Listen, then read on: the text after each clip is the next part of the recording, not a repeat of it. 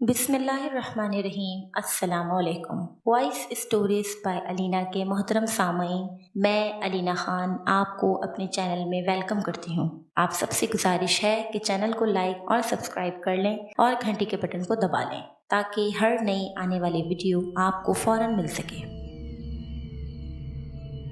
یہ واقعہ ہماری نانی کا آنکھوں دیکھا ہے۔ وہ جب بھی ہمیں سناتی ہیں آپ دیدہ ہو جاتی ہیں۔ وہ کہتی ہیں کہ یہ پاکستان بننے کے فوری بعد کی بات ہے۔ اس وقت میری عمر 13 سال ہوگی۔ ہمارے محلے میں ایک نیا شادی شدہ جوڑا آ کر آباد ہوا۔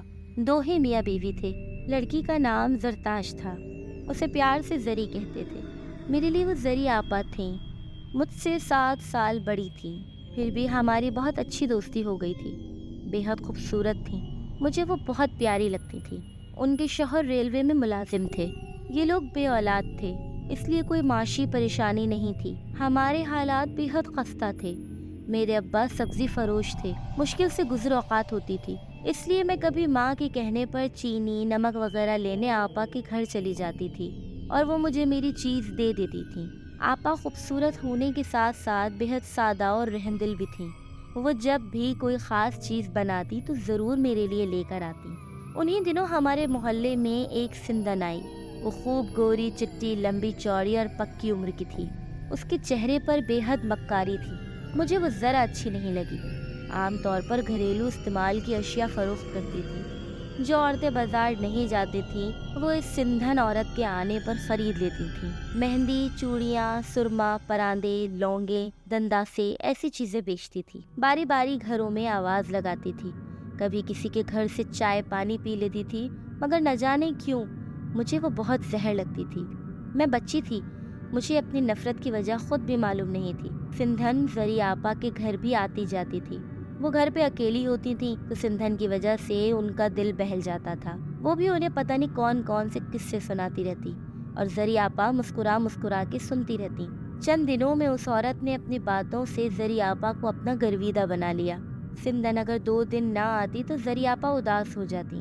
ایک روز میں آپا کے گھر گئی۔ آپا نے مجھے مٹھائی کھانے کو دی۔ اسی دوران وہ سندھن عورت بھی آ گئی۔ اس کو دیکھ کر میرا منہ کڑوا ہو گیا۔ آپ بھی سندھن کو دیکھ کر خوشی سے بولی، آؤ خالہ۔ سندھن نے مسکراتے ہوئے کہا، کیسی ہو بیٹی؟ آپا نے کہا، خالہ چائے پیو گی؟ سندھن نے کہا، ضرور، آج میں ایک ضروری بات کرنے آئی ہوں، اور میری طرف دیکھا۔ مجھے اس عورت پر غصہ آ رہا تھا۔ آپا نے کہا، خالہ اس کی فکر نہیں کرو، یہ میری پیاری سی دوست ہے۔ سندھن نے کہا، بیٹا تم نے اولاد کی خواہش کا اظہار کیا تھا، میں تمہارے لیے خاص پڑھا ہوا دھاگا لائی ہوں، اپنی کمر پر باندھ لینا، دیکھنا جلد تمہاری گود ہری ہو جائے گی۔ آپا اس کی احسان مند ہوئی۔ میں اپنے گھر آ گئی۔ میرے دل میں اس کے لیے غصہ بڑھتا جا رہا تھا۔ مجھے وہ ایک مکار چالاک لومڑی لگتی تھی جو آہستہ آہستہ آپا جیسی بھولی بھالی اور معصوم عورت کو گھیر رہی تھی۔ ایک روز میں آپا کے گھر گئی تو آپا زیورات پھیلائے بیٹھی تھی۔ میں خوشی سے چلائی کہ ارے آپا اتنے خوبصورت زیورات ہیں اور کتنے قیمتی بھی۔ زری آپا نے کہا، ہاں یہ میری اماں نے دیے تھے، کافی بھاری ہیں مگر اب کتنے میلے ہو رہے ہیں۔ وہ مجھے ایک ایک کر کے زیور اٹھا کر دکھانے لگی اور میں شوق سے دیکھتی جا رہی تھی اور سوچ رہی تھی کہ انہیں پہن کر تو آپا بالکل شہزادی لگتی ہوں گی۔ اسی دوران وہ سندن آ گئی۔ میرا موڈ خراب ہو گیا۔ سندن نے کہا، اے بیٹا کیا پھیلا رکھا ہے، بڑے قیمتی لگتے ہیں۔ وہ زیورات اٹھا کر دیکھنے لگی۔ وہ اتنی صاف اردو بولتی تھی کہ لگتا نہیں تھا کہ وہ سندن ہے۔ آپا نے کہا کہ خالہ بہت میلے ہو رہے ہیں، حسن اتنے مصروف ہوتے ہیں تو وقت ہی نہیں ملتا کہ ان کی صفائی کراؤں۔ وہ عورت بولی، تو بیٹا میں کس لیے ہوں، میں انہیں صاف کروا لاؤں گی اور ایسے ہو جائیں گے جیسے بالکل نئے ہوں۔ زری آپا نے کہا کہ یہ تو بہت اچھی بات ہوگی، اب میں بے فکر ہو گئی ہوں۔ اس دن وہ سندن تمام زیورات لے گئی اور اگلے دن سارے زیورات آپا کو دے دیے جو کہ جگمگا رہے تھے۔ زری آپا خوش تھیں اور احسان مند بھی۔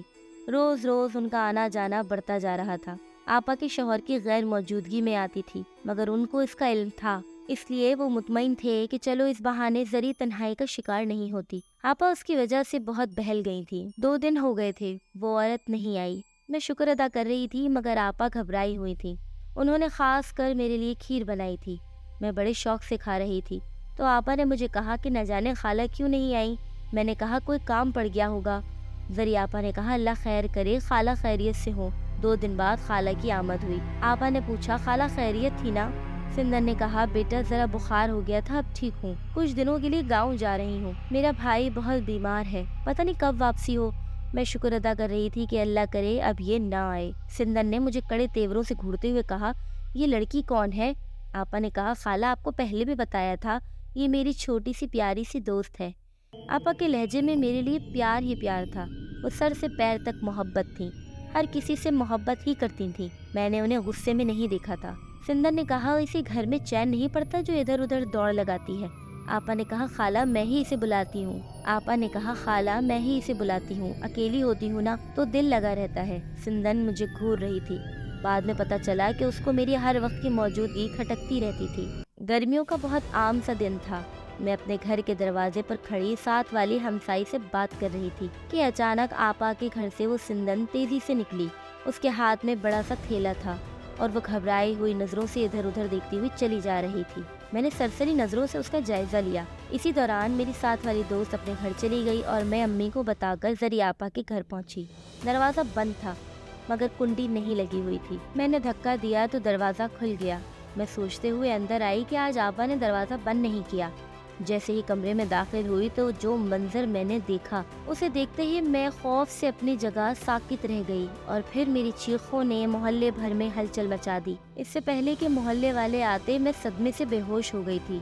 باقی کے حالات ہمیں حسن بھائی سے معلوم ہوئے جو انہوں نے روتے ہوئے بتائے تھے۔ ان کی باتیں سن کر ہم سب کے دل غم سے پھٹ رہے تھے۔ حسن ریلوے میں ملازم تھا، اس روز وہ اپنی ڈیوٹی پر تھا، زیادہ رش نہیں تھا، لوگ آ جا رہے تھے کہ ایک عورت سیاہ چادر میں چہرہ چھپائے تیزی سے چلتی ہوئی آئی، اس کے ہاتھ میں بڑا سا تھیلا تھا۔ جب وہ حسن کے پاس سے گزری تو حسن کے دل کی عجیب حالت ہوئی، پتہ نہیں کیا ہوا تھا، دل تو صبح سے گھبرا رہا تھا، بار بار زری کا بھی خیال آتا تھا، مگر ابھی ایک دم ایسا لگا جیسے کسی نے دل کو مسل دیا ہو۔ حسن کی کیفیت قدرت کی طرف سے خبر تھی۔ حسن نے اچانک مڑ کر دیکھا تو عورت کے تھیلے سے خون کے قطرے ٹپک رہے تھے۔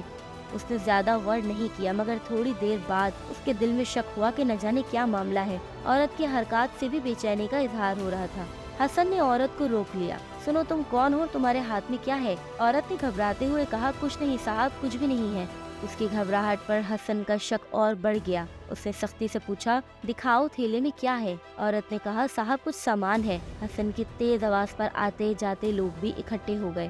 انہوں نے پوچھا کیا ہوا، کیا بات ہے؟